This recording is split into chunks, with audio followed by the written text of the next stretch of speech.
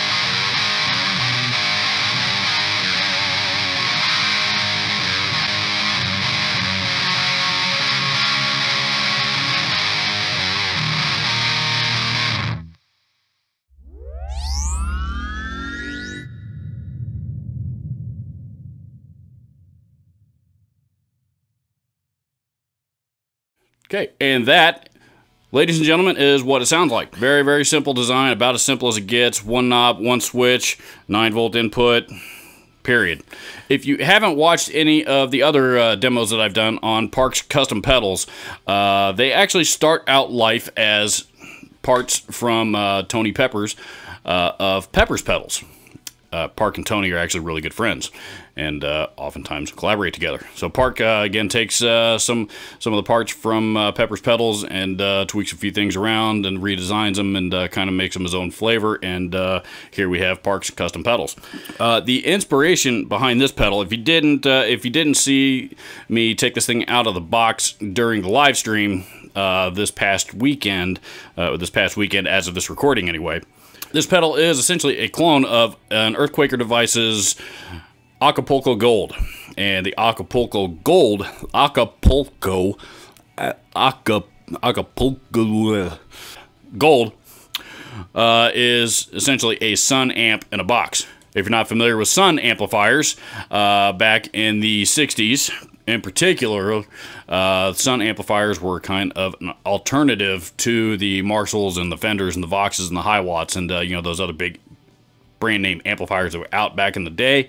Sunn amplifiers were didn't seem quite as often. They had a little bit more attitude than some of those other brands that I just mentioned. So this is the Acapulco Gold was designed to kind of mimic that particular sound in a box. Now the Sunn amplifiers were ungodly loud. The Acapulco Gold is ungodly loud, and this thing is ungodly loud. I would like the opportunity to put this thing up against an Acapulco Gold one of these days, but that's not this video. So the inspiration behind some of the artwork on it, all the other pedals that I've gotten from Park's Custom Pedals thus far, you know, have all been actually pretty well intricately painted with some pretty interesting designs. This one, on the other hand, looks a little bit different. This is essentially just a plain metal box with some pretty intricate etchings on it. Both Park and the artist, the guy that does all the finish work on the pedals, whose name is Michael Bell, are both very big H.P. Lovecraft fans, and so all the artwork here on this pedal is an inspiration, was inspired by the tales of author H.P. Lovecraft. So, you know, there are some pretty cool etchings, particularly the one on the back. You know, apparently that's an H.P. Lovecraft character. I thought it was the kind of the main character, Martian character from Mars Attacks, but I was mistaken.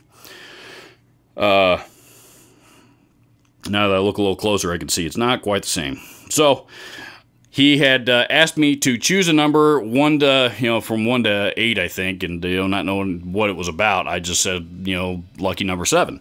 So he made sure and gave me of the entire run of the first run of these pedals. He made sure etched number 7 on the bottom of it for me and gave it to me. So that's why that's what that was about.